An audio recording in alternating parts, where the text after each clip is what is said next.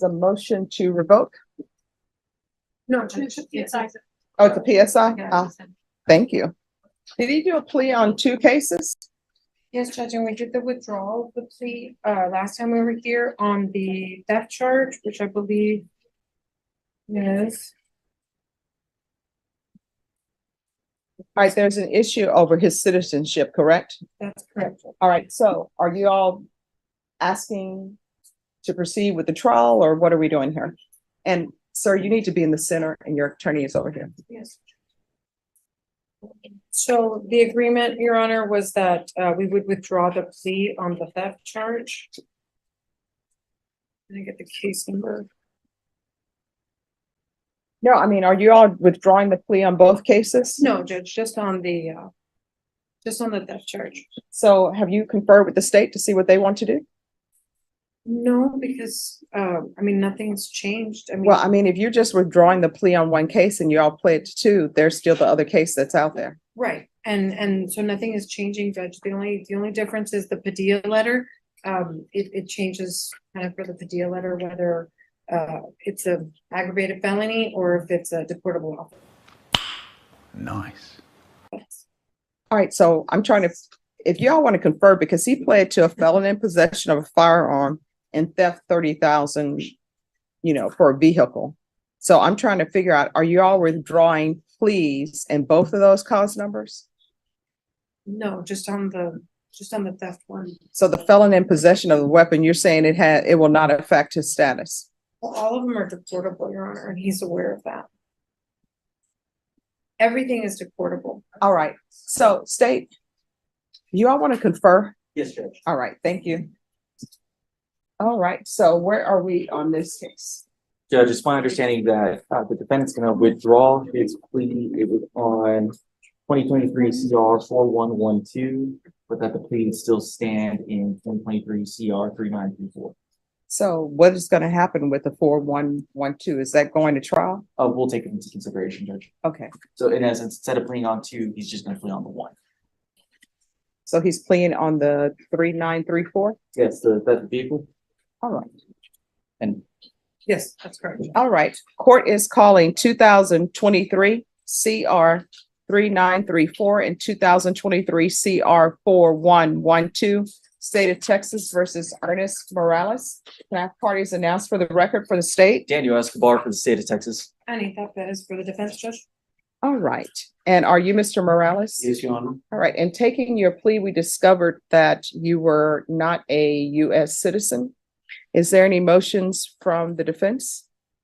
Yes, Your Honor, we would like the court to withdraw the plea on the felon possession of firearm, cause number 2023 CR 4112. And I believe the state is not opposed. The judge wasn't having any of it, cutting through the excuses like a hot knife through butter. While the defense danced around technicalities and the defendant acted like 10 years clean erased everything, the bench reminded everyone that empty oaths on a child's life don't mean a thing in a courtroom. With razor-sharp sarcasm, it was made crystal clear. If you're going to gamble, gamble with your own life, not someone else's. State's not opposed, Judge.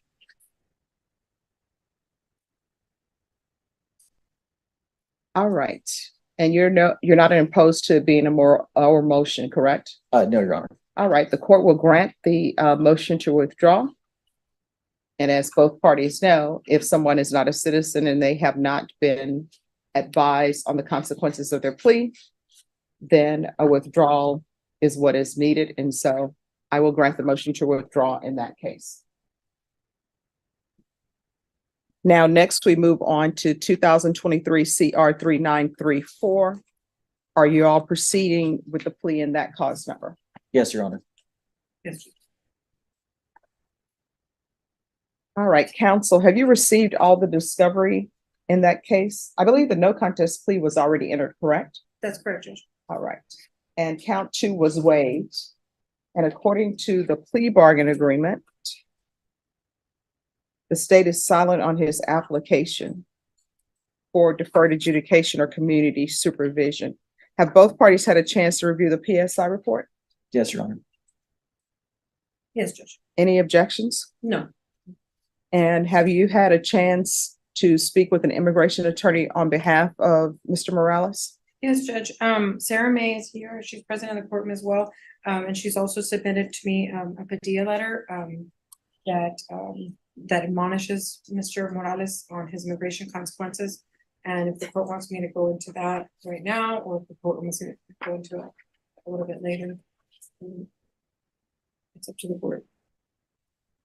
All right, so with regards to the waiver and admonitions, the defendant checked the box that he is a United States citizen. So my understanding, he is not a citizen, is that correct? Yes, Your Honor. All right, so then the paperwork needs to be changed. So if you all can change this and initial it, please. Yes.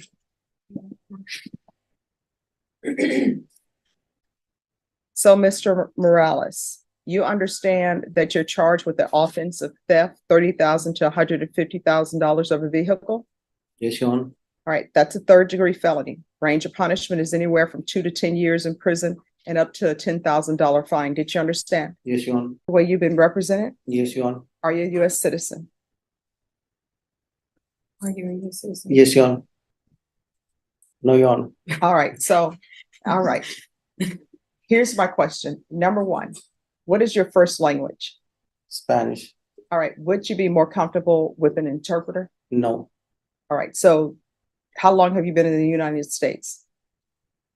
Well, I was 11 years old when my mom brought me here. I'm 42. All right, did you go to school here? Yes.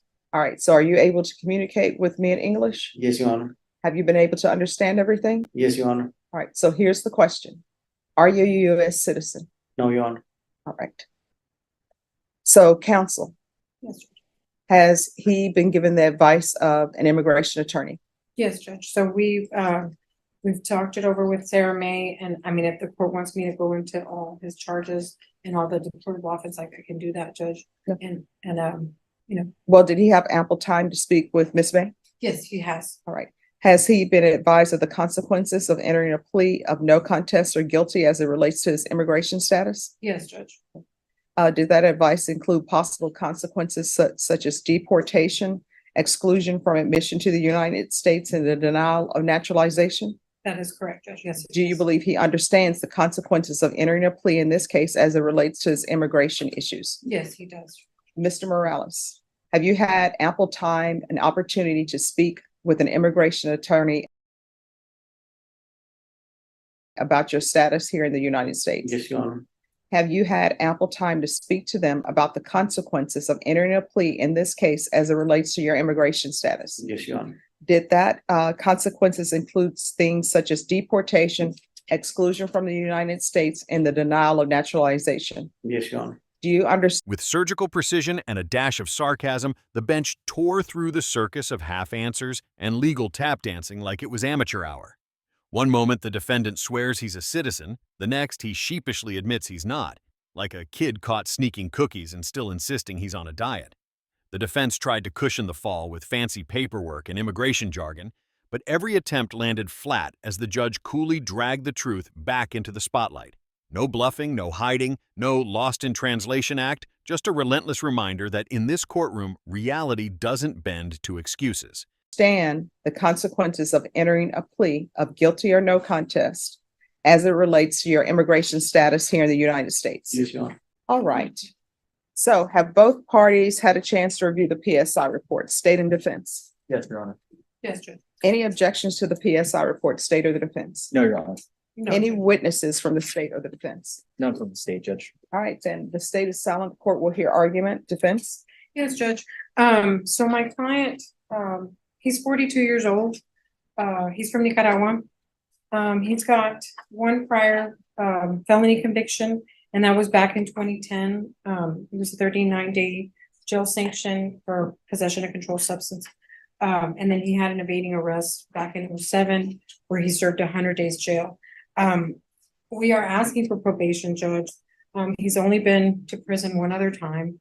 He doesn't want to go to prison. Obviously, that was 13 years ago. He's 42 years old. He has 3 kids, 2 of which are adulted out, and he's got an 11-year-old that's still underage. He does work as a roofer. He's worked most of it. Well, obviously, he's worked all of his adult life. I have spoken to his boss on several occasions. He was not able to be here today, Judge. I can proffer that he would testify that he has a job rep for him because he has told me numerous times that he will give him a job because he's a good worker. He is not a citizen, so we talked about that with Miss May. He has a deferred adjudication on the controlled substance charge. He doesn't have a deferred adjudication on the theft charge, which is why we're applying for deferred adjudication on this particular charge, Judge, because it significantly will impact and it'll improve his chances of not being deported if he should be granted deferred adjudication. Notwithstanding, my client obviously regrets what he did. I don't know if you want to tell the court about what happened that day. And just kind of let her know. I'll right, defer to my client. Okay, before we get to that, I don't see in the PSI report, excuse me, that he's ever been to prison. So has he been to It's prison? state jail. It was state jail, Judge. No, 39 it doesn't days. even show him being to prison for a state jail. The state jail, he was placed on deferred adjudication. Then it said probation expired. 2010. So I don't see that. That one, that was 39 days, but not in the state jail facility because it was only 39 days. So that had to have been in the Bear County Jail. Well, but that's the only felony conviction that he has, Judge. Okay. So, I mean, I. No. Yeah. It counts as a felony conviction, but I just didn't see it. I mean, yeah, it was a short, I don't know if you were on. I never been to prison, never been to DC state jail. Oh, anything like that. All right, do you want to raise your right hand? Do you solemnly swear affirm the testimony you give will be the truth and nothing but the truth, so help you God? Yes, Your Honor. All right, you can lower your hand, state your name for the record. Ernesto Morales. All right, is there anything you would like to say? Yes, Your Honor. Like, to begin, I'm 42 years old. I got into this trouble with these people because I owed them some money. You know, I owed them like about almost $3,500. They had loaned me the money to get an apartment, you know, and get my life, you know. Well, the time came to pay them. I didn't have the money to pay them back, you know. I just started working back at the roofing for a living, you know. I was like forced to do what I did, you know, in order to pay that money back. The courtroom might as well have been a comedy roast disguised as legal proceedings. While the defense scrambled to paint the defendant as a hardworking family man with a boss who totally would have vouched for him if only he showed up, the bench wasn't buying the sob story for a second. Every claim got fact-checked on the spot. Prison time magically turned into a 39-day county stay, and the honest mistake excuse crumbled under the weight of reality. When the defendant finally spoke, it sounded less like remorse and more like a "my debt made me do it" pitch, as if financial pressure suddenly legalized stealing. Being forced to do what you did. Did somebody have a gun to your head and say, hey, take the U-Haul? Yes, pretty much. Because I mean, it's not pretty much. Did somebody do that? yes, because I owe them the money, you know, I owe them $3,500. All right, so here's the thing.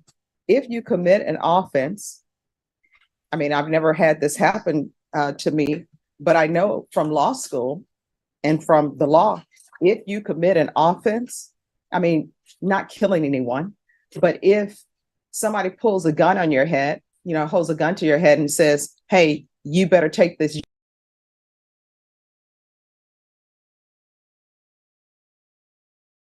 U-Haul, then that's a defense. That's pretty much. So state, he's saying someone forced him to take the U-Haul. That's pretty much what happened. And so I did it, right? And that was my way of paying him back the money that he had loaned me. You know, All right, I tell you what, this is what we're gonna do. We're gonna let you sit and talk to your attorney, all right? Because what you're telling me, I don't want this over tonight, y'all. I mean, well, today, no. But here's the thing. I like for people to have a chance to communicate with their attorneys. You just told me that someone forced you at gunpoint to commit this offense. I want you to discuss that with your attorney, because this may be the first time your attorney's hearing that. I don't know that. So just, we're still here. We'll be here till 12, but discuss that with your attorney, okay? So have you had a chance to speak with your attorney? Yes, Your Honor. All right. Anything you wish to say with regards to what he stated? Yes, Judge. Well, as we talked about before, Mr. Morales is not a US citizen. And so obviously, getting to this point, to this plea, and the reason why we are pleading to this charge versus the other charges, it has to do everything with his immigration status.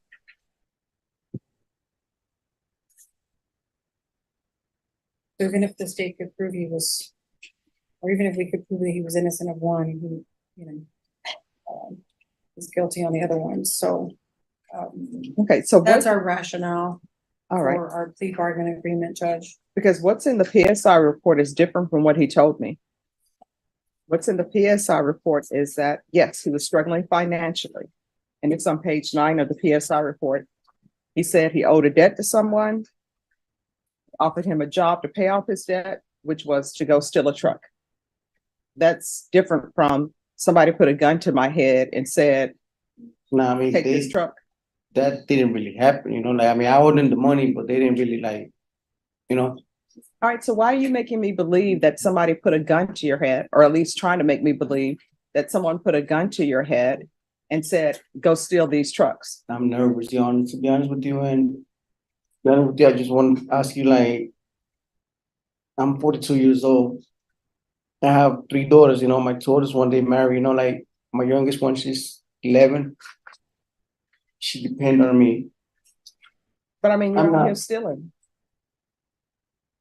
It's wrong what I did, you know, and like, I mean, it's been 10 years since the last time I got in trouble. You know, I completed probation once, and I was gonna ask you, I was gonna beg you, I'm willing to take 20 years probation. The judge practically turned the courtroom into a masterclass on exposing contradictions. One minute, the defendant swears a gun was shoved in his face. The next, he backpedals with, well, not really. I just owed money. It was like watching someone try to freestyle their way out of a felony with a script they hadn't rehearsed. The bench wasn't fooled for a second, pointing out how his sob story didn't even match his own PSR report. The defense tried to spin it back toward immigration consequences and plea deals, but the judge cut through it clean. Oh, we don't do that I'm here. willing to take the monitor. I'm willing to take drug tests every day. I'm willing to take community service and AA classes. It was a mistake that I made, you know. No, it's not a mistake. It's choices you made. These are choices. These are not mistakes. So you made choices. You made choices to steal the U-Haul. And honestly, I'm seriously thinking about sending you to prison. But what I'm weighing against sending you to prison is the fact that, yes, you have a state jail felony drug case and you were given misdemeanor punishment for it. But what I'm thinking about is the fact that there's restitution that's owed. There is $1,800 owed to U-Haul. I'm willing to pay all that. There is $5,100 that's owed to Shane Drake, and I know that these people want their money. I will pay all that back. No, I mean, don't make promises that you're not intending to keep. All right. I like, that's on my kid's life, Your Honor. Oh, like, no, no, no, no, no. Don't be throwing stuff on your children's life. That is not a good look, and that's not a good sign when people say, I do everything on my child's life. Your child don't want whether you complete something or not to depend on their life, because I'm sure you said when you had probation for drug cases, on my child's life, I will never use again. And what I'm looking at, some more possession less than a gram case. On my child's life, I will complete this possession less than a gram case. And what ends up happening? You really didn't complete it well. So don't come to me with on my child's life. I'm sure with this evading arrest, this misdemeanor case, on my child's life, I'll never pick up another case again. So don't come to me with on my child's life. If you want to bet on somebody's life, bet on your own life. Right. It's been 10 years, Your Honor, since the last time I got in trouble. You know when the last time I got in trouble for a criminal case? Never, Yeah. You know when the last time your attorney got in trouble for a criminal case? never, You know when the last time he got trouble for a criminal case? never, You know the last time the deputy got in trouble for a criminal case? never. So don't come here with me with the last time I got into trouble for a criminal case is 10 years ago, like that's something fantastic. When you're put on this planet, all you have to do is follow the rules. Right. And it's not like you committing an offense and it's some civil disobedience or something else is going on. You're just being selfish. Right. The only reason to, Your Honor, why I'm here in front of you, because these charges are from February, right? So February, March, April, I came out on April, I think, on a PR bond, right? ICE picked me up. Immigration picked me up from here when I got released on April. Well, they released me an hour later, you know, what? Back then, I didn't know that when they released me, I was supposed to report back. But let's start with this. Why did immigration pick you up? Because I'm not a citizen. No, there are plenty of people who are residents. You're a resident. Yeah, I'm a So resident. why did they pick you up? Because of my charges? So it's not like immigration just popped up and like, oh, No. let's see who's a rep. That's why they pick you up. So don't come with. Well, I mean, I didn't know they picked me up because of my charges, you know? Because my thing, you know, it was expired, you know? But when they released me, I didn't know I was supposed to, you know, like report, you know, like they never told me, well, we're gonna release you, but you still gotta report back, you know? Now that the immigration lawyer, you know, was here, now I know. The bench absolutely cooked him here. Every excuse the defendant threw out. It was a mistake. On my kid's life. It's been 10 years. Got shredded like tissue paper. The judge clapped back with reality checks, reminding him that stealing a U-Haul wasn't some accident you trip and fall into. It was a choice, plain and simple. And that whole "on my child's life" line roasted into ashes because nothing screams unreliable like swearing on your kid after a rap sheet full of broken promises. Then came the brutal comparison. While everyone else in the room has managed to go their entire lives without a criminal record, he wants applause for staying out of trouble for 10 years. Let me just tell you, I really don't think you're a good candidate for probation. Counsel, if you want to bring in his employer, you're more than welcome to do that. Maybe I'll think about it, but I don't think he's a good candidate with the information I have right now. So if you want to have his employer come in to testify, we can recall this for Monday. His employer can come in. They're not gonna come, Your Honor. I'll be completely honest with you. They're not. I mean, they're willing to hold me like out there when I'm out there, you know, but when it comes down to like them, you know, being all around these days, I'm being completely honest with you. They're not gonna come. They're not. All right. So why wouldn't they come? Because they don't like to be involved, you know, like in all this stuff. I mean, they will help me if I'm not there, you know what I mean?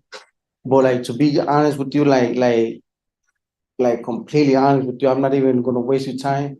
Or I'm not even gonna waste my time. I know for a fact they will not come. You know, that's for a fact, you know. All right, this is what the court is going to do. The court is going to find you guilty. The court will sentence you to 3 years in the prison, give you credit for any time served. Take in consideration 2023 CR 4112, 2023 CR 4111. There's to be restitution. All right, we can go off the record. Mr. Morales? Just, if I can address the court. Sure. So with respects to the, it'll be a conviction. Yes. Obviously that changes the immigration deportable offenses standards. We were originally asking for a deferred adjudication, on that particular charge, because it would make it less on his immigration status. I don't know if the court can reconsider. No. Let us continue. I mean, he said his witnesses are not coming. No. I'm sentencing him to the 3 years. And I've given him less than he bargained for. So that's what I'm sentencing him to. Okay, all right. Good luck. And just like that, the gavel came down harder than any excuse the defendant could muster. After all the begging, backpedaling, and on my kid's life theatrics, the judge called it for what it was: empty promises stacked on a shaky defense. The cherry on top? Even the so-called supportive employer ghosted him when it came to showing up in court. Because apparently, loyalty stops at the courthouse door. With zero credibility, no witnesses, and a history of mistakes that were really just choices, the bench made the only logical call: 3 years, clean, sharp, and far more merciful than the nonsense on display deserved. No speeches, no second chances, just a swift reality check stamped with a prison sentence.